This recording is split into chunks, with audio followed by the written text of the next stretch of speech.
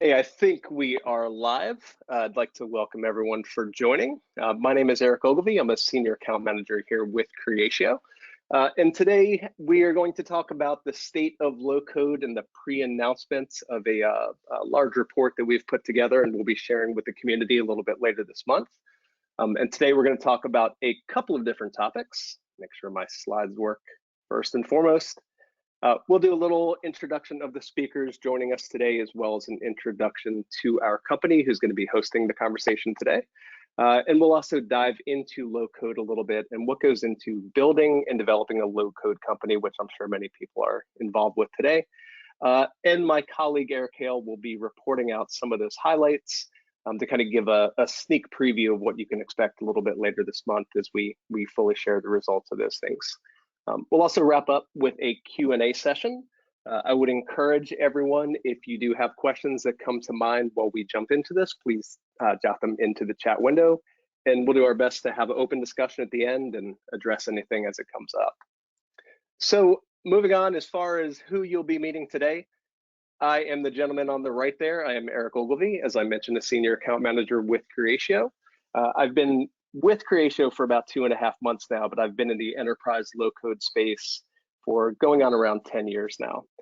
So I'm pretty well versed in working with a lot of companies, everybody from Fortune 500 down to some smaller and mid-sized companies who implement and work with the low code technology.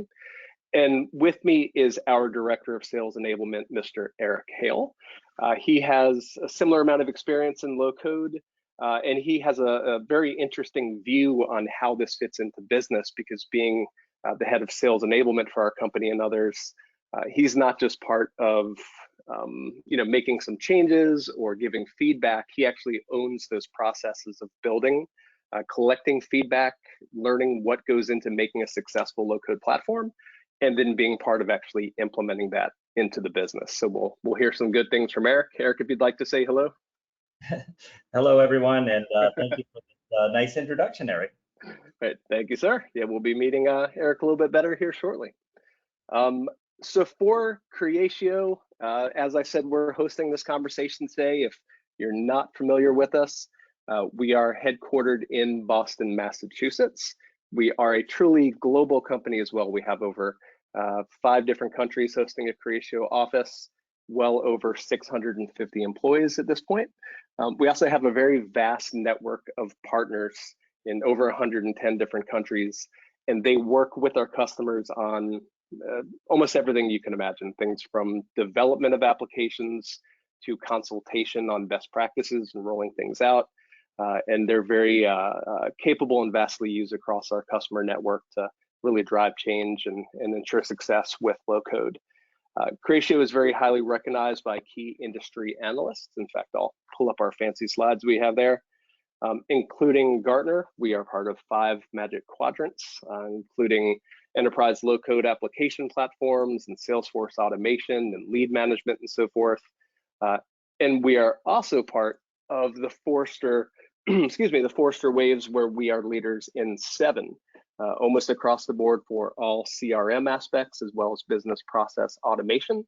And what I like to point out here with Forrester, I'd mentioned I just started with Creatio a few months ago, and I was very impressed with the fact that Creatio stands toe-to-toe with the largest enterprise organizations in the world when it comes to competing and being able to provide this low-code CRM automation. And what I hear from our customers personally is that not only is Creatio capable of delivering these things, but we're the right size company for folks. When you call someone, you have us on the phone to work with, somebody like myself, a senior account manager. And we also are a very large company, however, with a presence all over the world, but still has that kind of personal touch, I guess you could say. So let's talk a little bit about low code. And I guess the first thing we would need to address is, what is low code? You will hear me use the word empowerment a lot. It's kind of my favorite thing to say when we talk about low code technology. It's really about giving power to the businesses to create and customize solutions as they see fit. But some of the standard tools you will find in a low code platform include visual modeling. I've always said the most difficult part about low code implementations is not the system, It's being able to say out loud what it is that you want to accomplish, being able to decide what that workflow is, what those outcomes are, and being provided a visual modeling tool to be able to put that together when you create it is obviously a very key part. You want to have some degree of out-of-the-box functionality where you have things built in and ready to go that you can customize from there, as well as cross-platform accessibility to be able to access from different devices all over the world, whether that's your computers and laptops or phones and different types of platforms. And the low-code aspects, things like drag and drop functionality. Again, not having to understand coding to be able to create and customize these solutions, doing it in a very user-friendly way. And you also want to have security, scalability built in. This could be done through things like roles and permissions that can easily be configured to work hand in hand with the reporting, the sole source of truth that low code provides to our customers. So moving on from there, what can low code automate? I have worked with pretty much every title you can imagine over the years in all different departments. And chances are, if you're watching and listening to this, whatever title you have on your business card, there's processes that you either are automating or could be automating. That's everything from our sales professionals to IT groups to finance.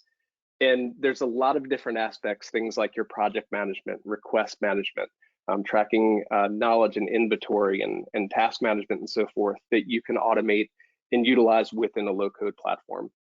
Providing things like the user interfaces, integrating with other systems can be a very key part to be able to get all of your information into that one sole source of truth, and then apply that low-code technology to make it user-friendly, to drive change, to drive home processes and so forth, but being able to do it across all lines of business for almost unlimited amount of use cases. So what challenges does low code solve for? That can be the growing application complexity. Things tend to become more difficult over time. Systems grow and so forth, and being able to take low code and apply some of that ease of use and friendly UIs and making those changes, we can make things a lot more simple and streamlined for our customers.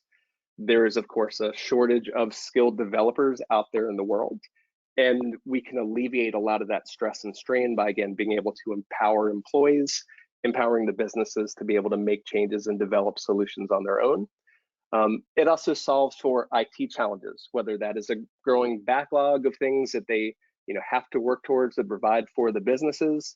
And it also can create the alignment where what IT is doing and what they're delivering to the businesses is actually what the business needs, as opposed to things that might just be on the schedule that need to be put in place. It really creates that alignment, as well as being budget friendly and letting IT utilize their funds as needed.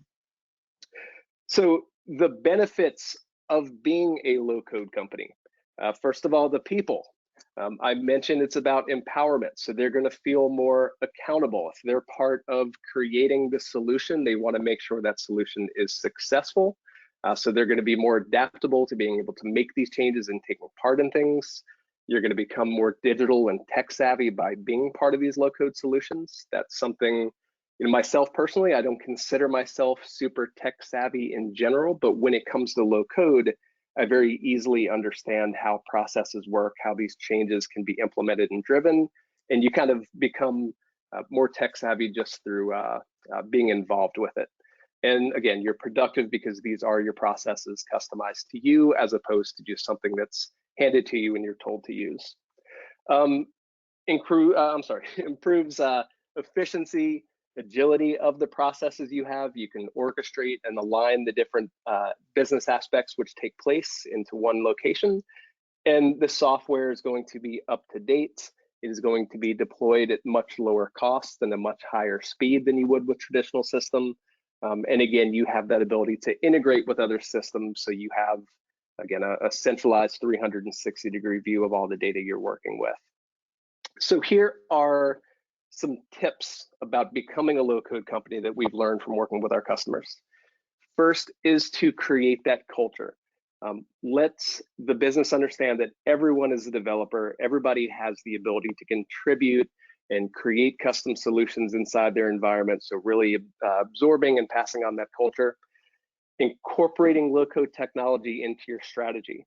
You know, the very basic thing is when something needs to be solved, say to yourself, hey, can we do this with low code? Is this something we can create with the low code platform that we have in place, and being able to explore that?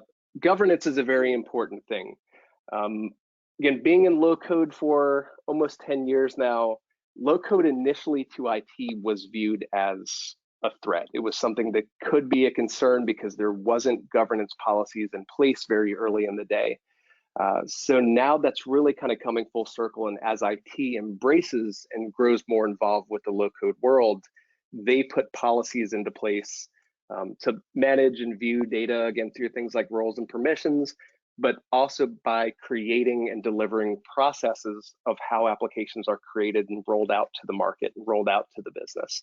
So really the governance and delivery partnership with IT to get these things into place is a very important part of this, as well as creating that center of excellence to collect feedback, to nurture and educate the people who are going to be citizen developers inside of your business. So a few things that we found there. So from that point, you guys will get to meet Eric Hale here, who, as I mentioned, is going to give kind of a sneak peek and share some of the highlights of our State of Low Code report. So Eric, I'm going to hand it over to you, sir, and we'll get to enjoy your presentation. All right, perfect. Thanks, Eric. And you know, as Eric had mentioned, we're in the process of wrapping up a survey that's going to be made available probably sometime mid-month, mid-April. We will be sure to get you know, invites out to everybody that's registered for this webinar to hear that final version of the document. But we definitely wanted to share a sneak peek of some of the findings that we had. So just in terms of the survey itself, we started the survey back in December of 2020, and we're compiling the results as of now. But we surveyed over 1,000 senior level decision makers from across various industries as well as geographies, and our hopes were to gain insights into the goals and challenges that they were having with digital transformation, application development, as well as process automation. And collectively, there were responses from over 90 different countries. So really a broad view on different takes around those subjects. So some of the results were just, you know, kind of too good to keep under wraps. So we wanted to give you a quick preview of what's to come in the full report. So when we look at automation and digital transformation, automation is always a key focus of many digital transformational efforts.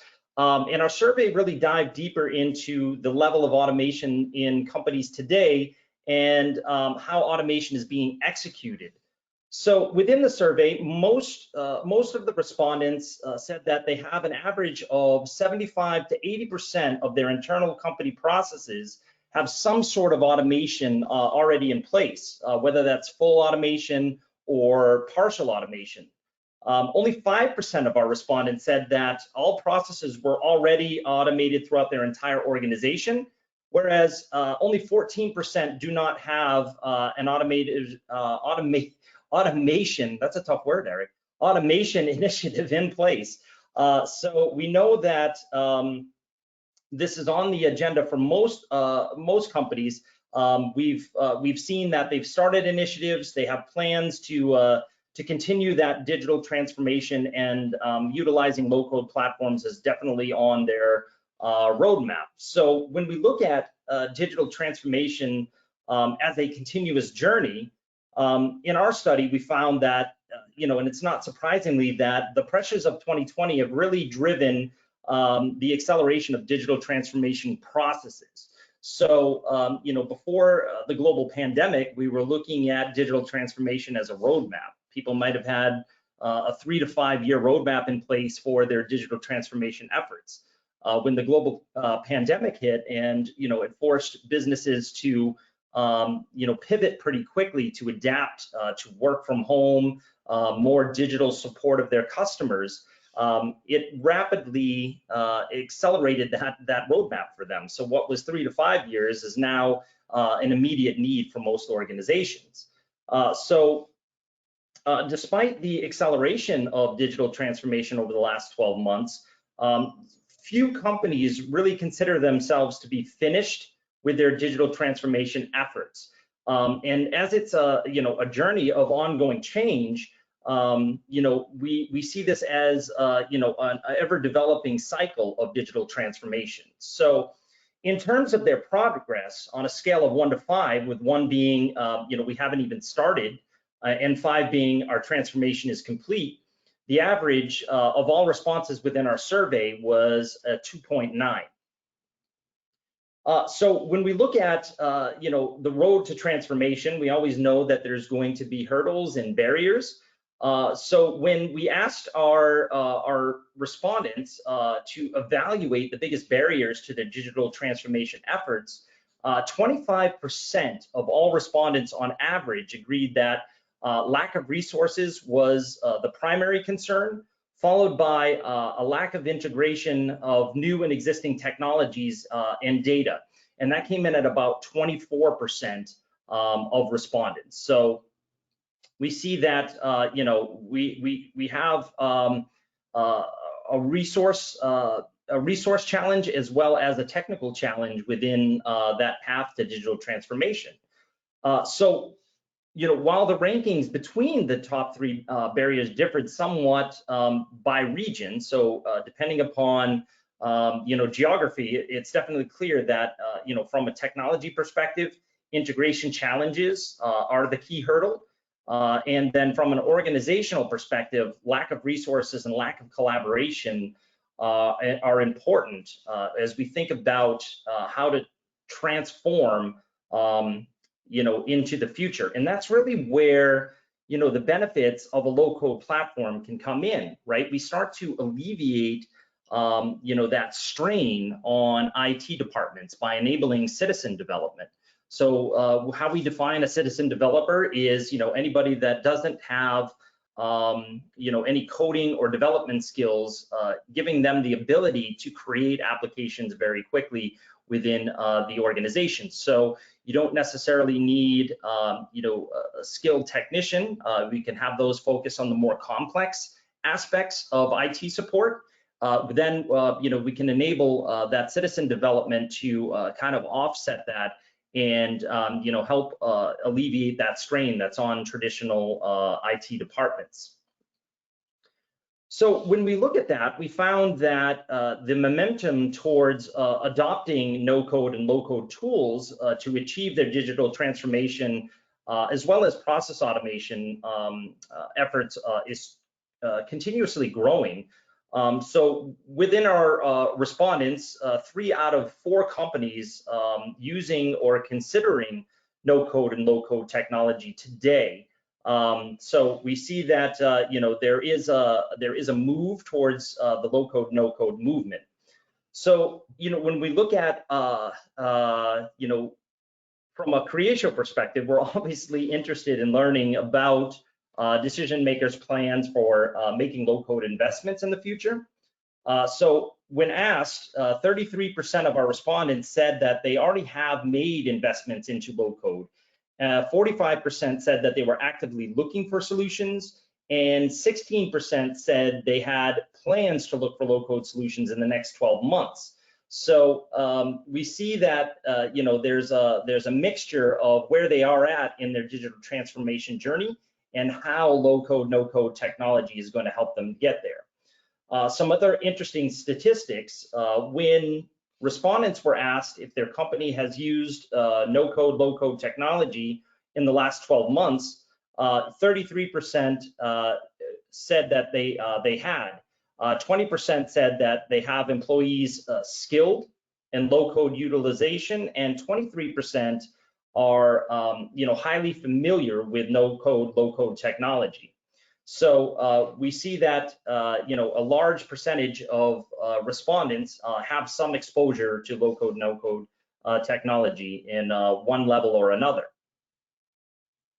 So when we also look at it from an IT perspective. Eric had mentioned in his presentation that IT can look at low code, no code as kind of a threat to their way of life. But in our survey, 35% of IT personnel surveyed were comfortable letting business users drive no code, low code, or other non-IT controlled tools within their respective business units. So we see that shift in that resistance from IT to allowing more low code, no code applications to be developed at the business analyst level.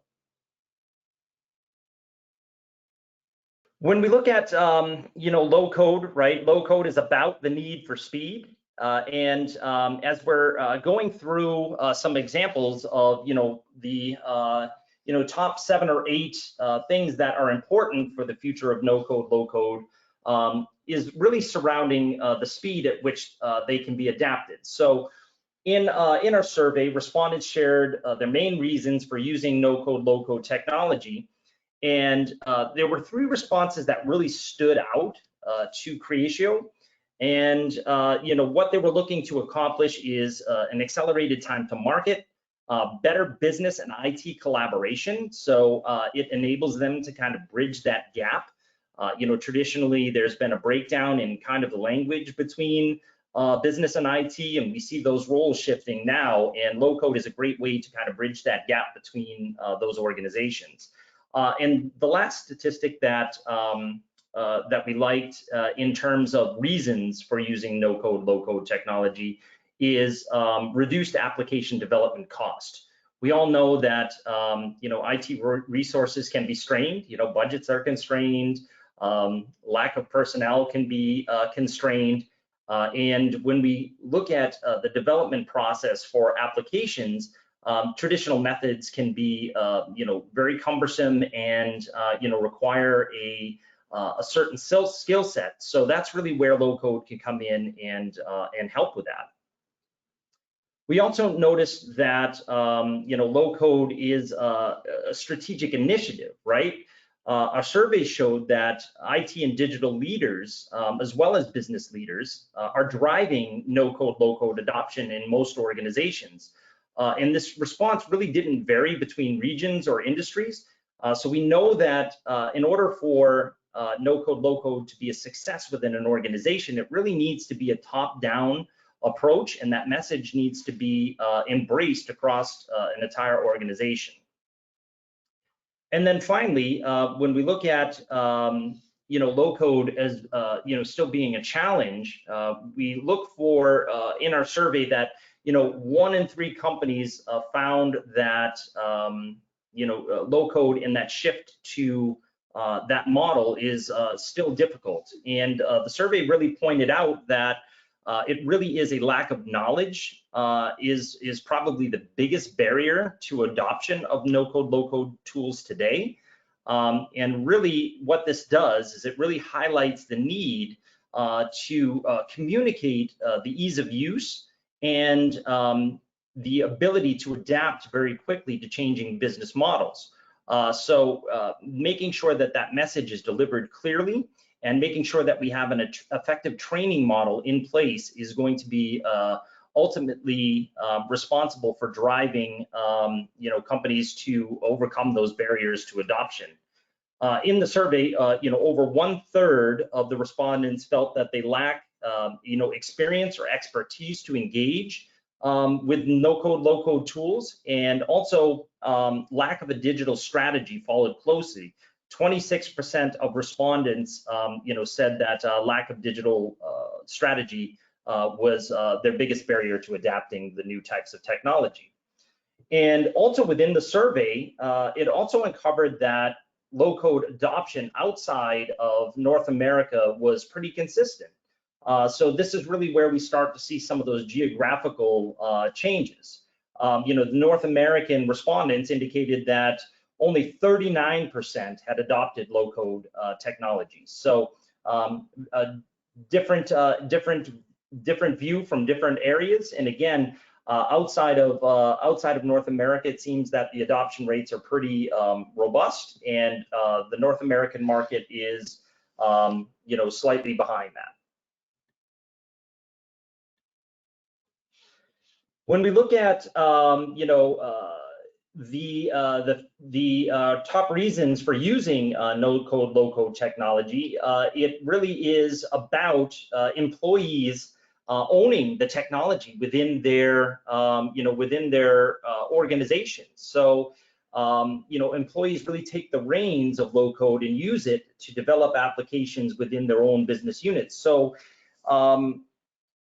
we're looking at it from the perspective that 3 out of 4 organizations are maximizing low code and capabilities by allowing business users and business employees to either create apps or automate processes that are specific for their needs without having to involve IT in that process, other than providing some minimal assistance, or as Eric indicated, governance being a major process that IT needs to control within a low-code, no-code environment. So this really enables them to accelerate their time to market. There's a better collaboration between business and IT teams. And then, as mentioned, we're able to lower that, that cost. So that really helps, us achieve what we're looking to do as organizations. And when we enable citizen development, IT continues definitely to play an important role within the organization.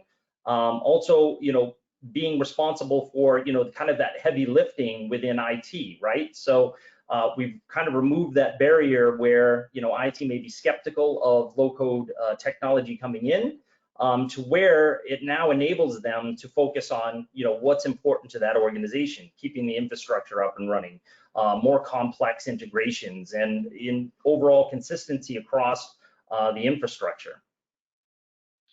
So when we looked at it from a no-code, low-code adoption by industry, we found some specific differences between industries. So within the leaders of the no-code, low-code adoption perspective, when we mean low-code, no-code adoption, we're talking about more than 50% adoption. They included several different verticals, which are, no surprise because of the heavy process, driven nature of their businesses. But we looked at it from a leader perspective, and they included the high-tech industry, manufacturing, wholesale and distribution, media and advertising, pharmaceuticals, as well as financial services. So we know that, those types of organizations really need to adapt very quickly. The changing business models are very rapid within those industries, so it's no surprise that low-code, no-code is a key for them, and they're early adopters of the platform.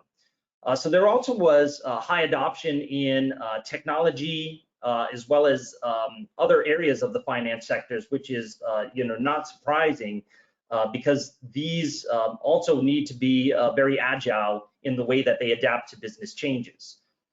So when we looked at it from who's adopting it from the least perspective, which was kind of a little surprising to me, at least, is that the retail industry is kind of lagging behind the adoption of low-code, no-code, with only 26% of respondents reporting that their organizations had adopted this type of technology. So if we think about it, we know that they have to, retail probably more than any industry needs to stay ahead of their competition. So it was a little surprising to me when we heard that statistic, but I think that there are, extenuating factors outside of, just being able to adapt. It's also a very highly regulated industry where, we need to focus on things like PCI compliance, customer data privacy. So, when we look at their concerns over that, they are generally slow to adapt to new technologies. So it'll be interesting to see how the retail industry goes forward with that. All right. So when we look at organizations, we look at it from again, the perspective of how we're able to enable low code in certain industries where they're adapting very quickly. So if we look at the numbers themselves, outside of our research, we have some analyst numbers here are also expressing this growth. So if we look at some of the statistics that you see here on the screen, the use of low-code platforms will grow by 70% by 2025, according to the Wall Street Journal. Forrester expects that the low-code market to account for 21 billion in spending by 2022. And also Gartner indicates that more than 65% of all app development will be done using low code by 2024.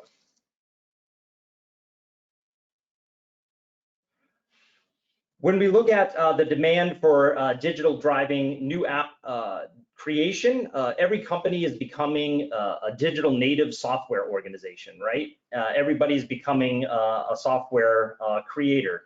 And we look at taking that digital first approach and really driving demand for app creation. When we look at demand for new applications, which is expected at a 19% compound annual growth rate over the next few years, and we match that to the limited growth in technical development talent, it really has created a skills gap that is driving the adoption of low-code and no-code platforms. The effect that that's going to have is it's going to make developers more productive and efficient, while also enabling a class of non-technical app creators, what we would call citizen developers, to come into the picture.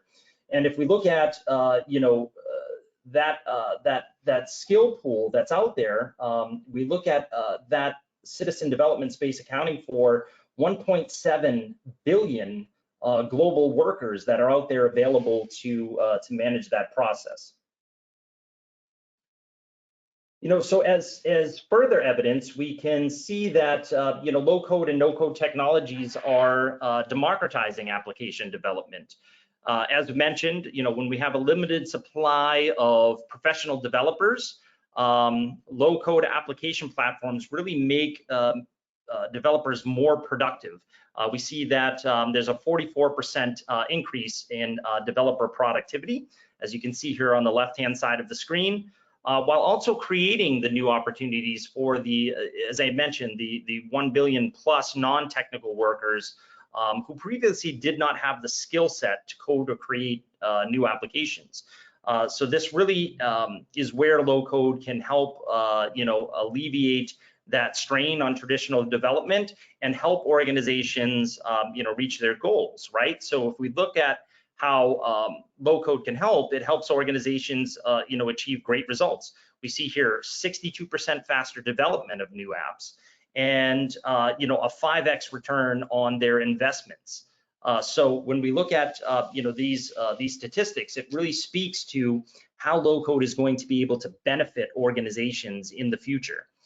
So within our survey, we will have some additional statistics around that. It'll be interesting to see how that breaks down, again, region by region, industry by industry. But just to kind of reiterate what we've been talking about, 25 million global developers, so traditional developers that are out there versus over 100 million IT workers. So that really enables us to leverage a different skill set, realize a faster time to market, as well as reduce our costs in that application development. So very interesting statistics that we'll be sharing, like I said, mid-month here. So we'll make sure you get invited to see the full results.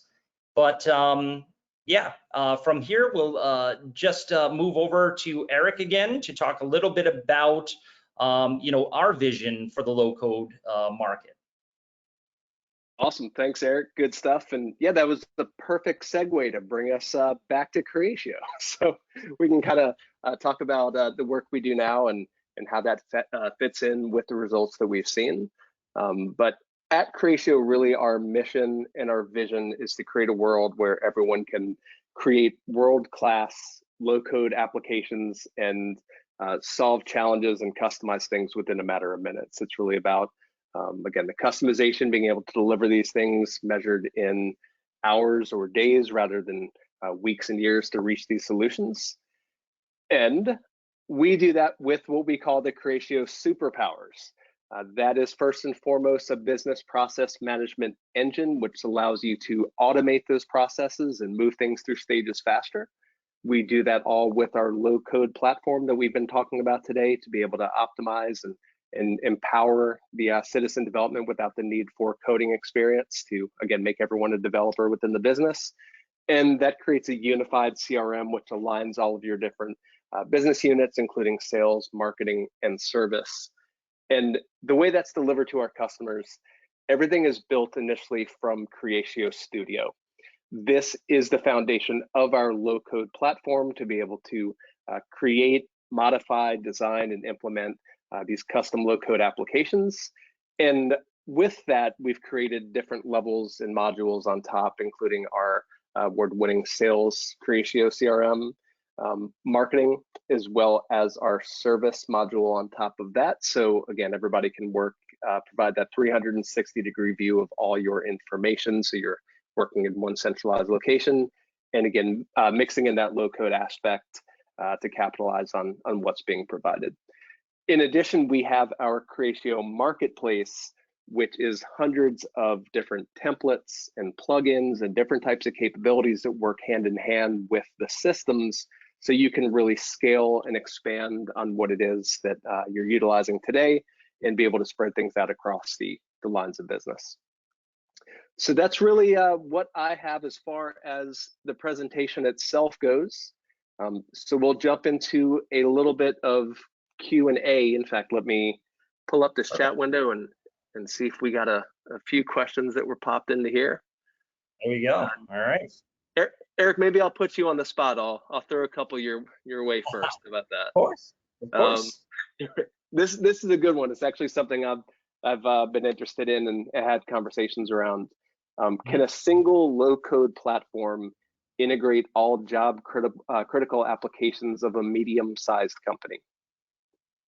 Yeah, that's actually a great question. And I think, if we go back to your first part of the presentation where you had that process slide up, that really speaks to the ability of low code to meet the business needs across an entire organization. So if we think about the processes that low code can automate, it can automate everything from your front office applications. So those customer facing processes where you are interacting with customers. So everything from sales, marketing, service automation, all the way to your middle and back office processes even. So we can enable things like, HR help desk, right? How do your employees get onboarded? How do they request time off? How do they get access to corporate data when and where they need it? Well, that's really where low code can adapt processes across the entire organization and also connect them on a single platform. So we know that if you're looking at it, let's just say for an example, you're a community bank and you have customer facing processes where maybe it's a loan application process. Customer goes out, submits a loan application online, that comes internal into the bank, starts to go through a process of loan origination, approvals, underwriting, and then finally customer onboarding for that. So we know that that there's a lot of different departments, there's a lot of different systems that are involved in that process. We're able to connect all of that on a single platform to ensure that it's connected and it's smooth across the entire organization. So when we look at low-code platforms integrating multiple applications across an industry, it's a perfect fit for medium-sized businesses. They can turn it into their applications that are going to connect all of their different business units, their applications, their data, and be able to build and modify those very rapidly as their business needs change. That was such a good answer. Let me throw another one at you. Sure. Awesome. What do you foresee happening with developer jobs as low code and no code approaches become more commonplace? Yeah, great question. And again, it's always a concern. And the way that I look at traditional development jobs, one, the talent pool is getting less and less as time goes on. There's just not as many skilled developers available out there to multiple industries. So their focus really is going to shift, right? So we know that business demands keep growing, right? That's never going to change. So as those projects move into an IT group, we see backlogs growing more and more. Projects get put in hold, projects get canceled due to lack of resources. And what low code really enables is it enables to offset some of that development to citizen developers, right? So those projects now can be managed at the business analyst level. The business side of the house is really going to benefit by owning the technology, where IT can then focus on what's important to an organization, right? Keeping up the infrastructure, understanding those more complex projects that need to happen. It allows them to focus on that, allows companies to reduce that backlog of projects that are in flight and accomplish more. So I see that role of professional developer switching more towards again those more complex aspects of keeping the business up and running. And alleviating that strain on them by taking some of those more common projects and putting that into the hands of the business. So I think it's going to be a good complement to professional developers to have this capability enabled within their organizations. Awesome.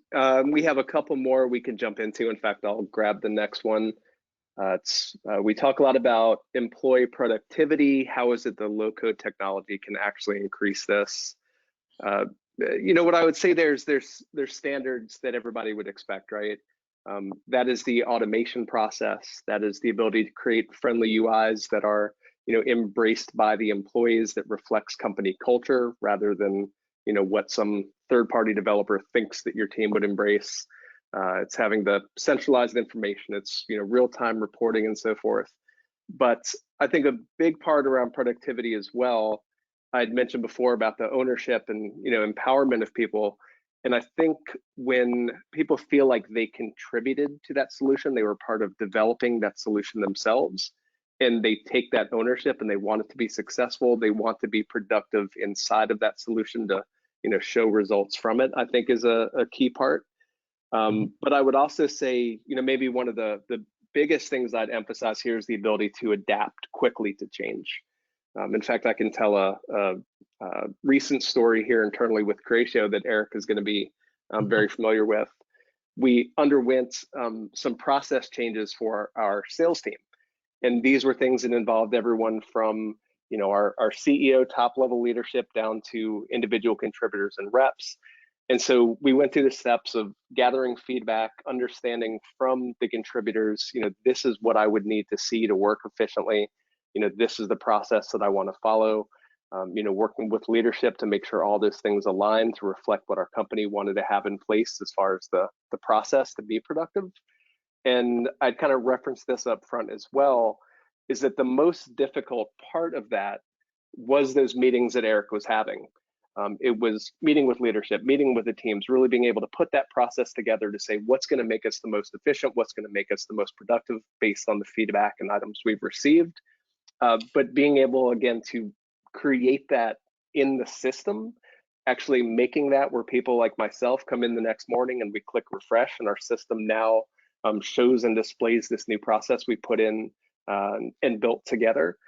I think that really, again, speaks to the power and the ability to create and customize and adapt and become more productive with the tools that we're being given. Mm-hmm. Cool, Eric, a couple more I'll throw your way. Sure. In fact, I'll get this one. This one just popped in. Regarding integration, how do low-code platforms compete with EAI platforms like MuleSoft, IBM App Connect, Dell, etc.?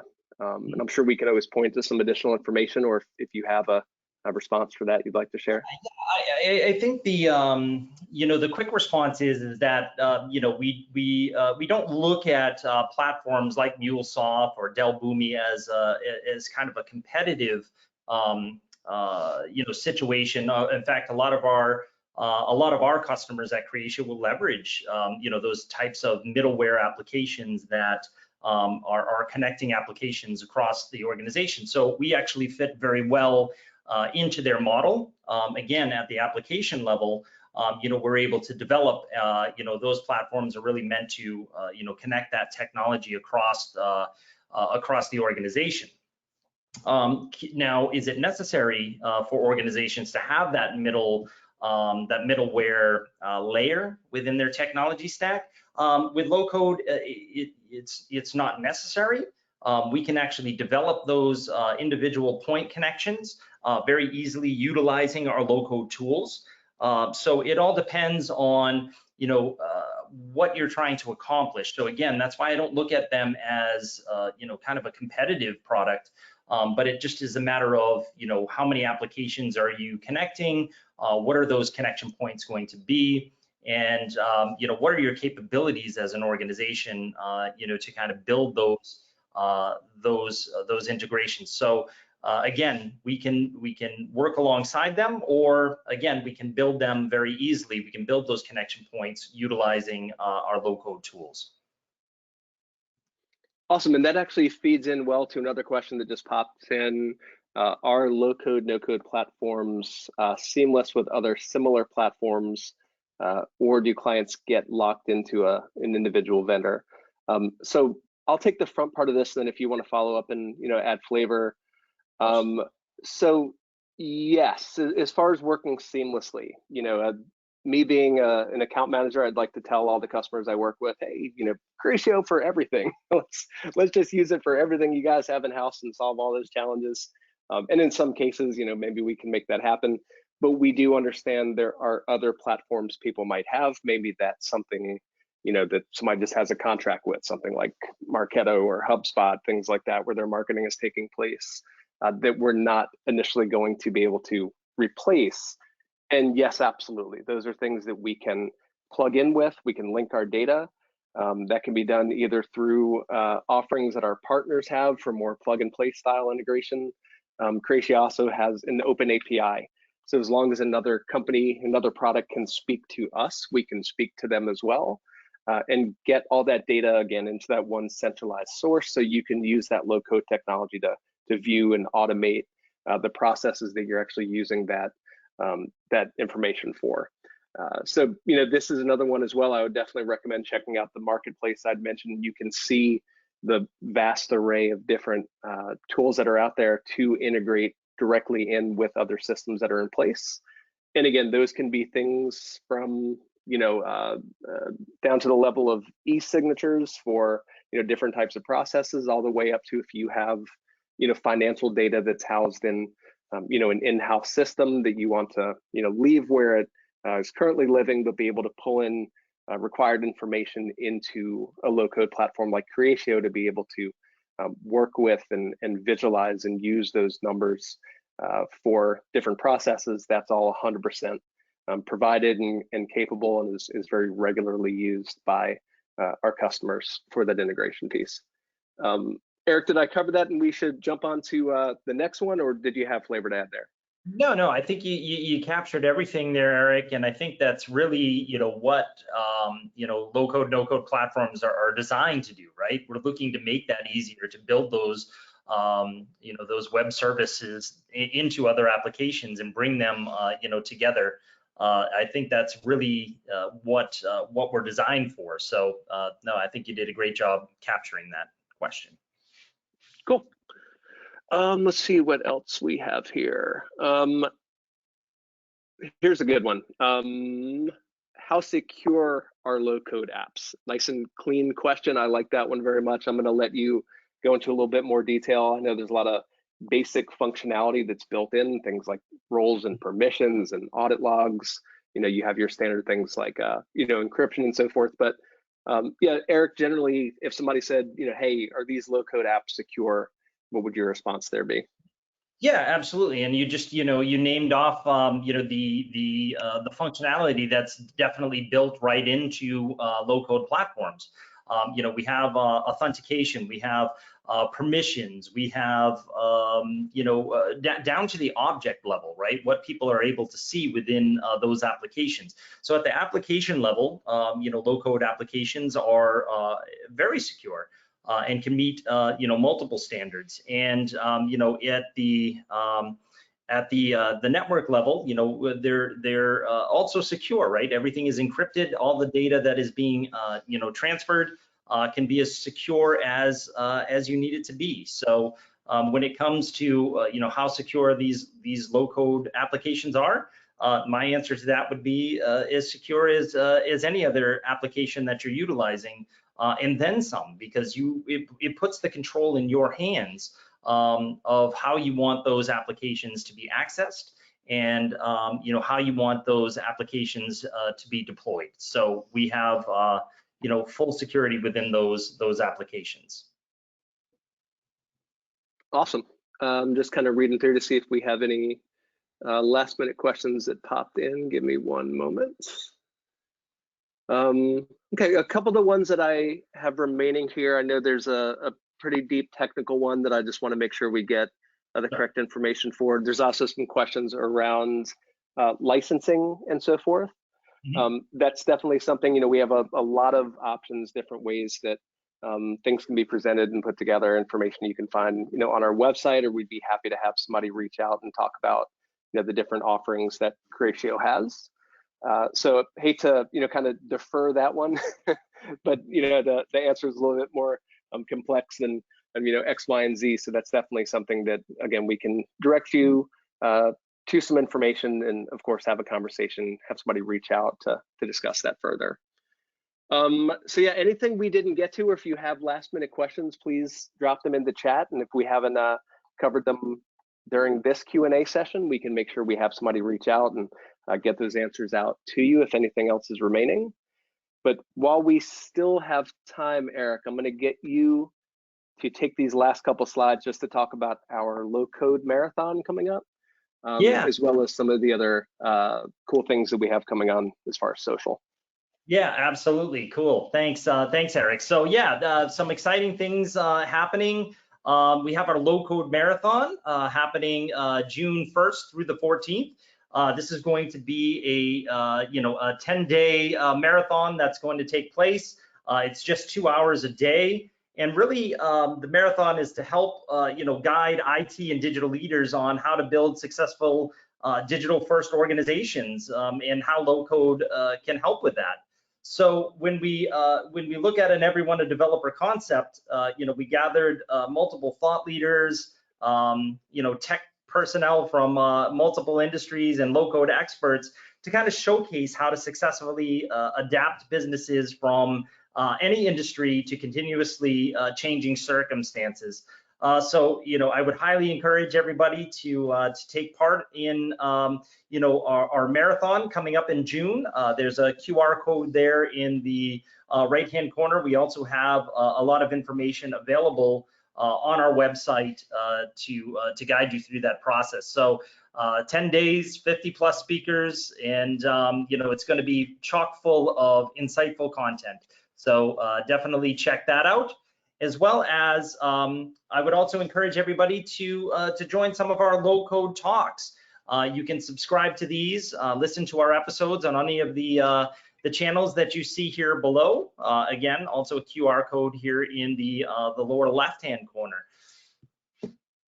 And finally, also we have a lot of great content out and available on our YouTube channel. You see the link here below. But we've recorded multiple webinars, multiple thought leadership sessions that we've had across different topics.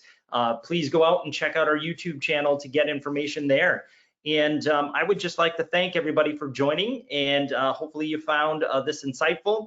And again, check us out mid-month when we release the full results of our global survey. So again, thank you very much, and enjoy the rest of your day. Thank you. Thanks, everyone.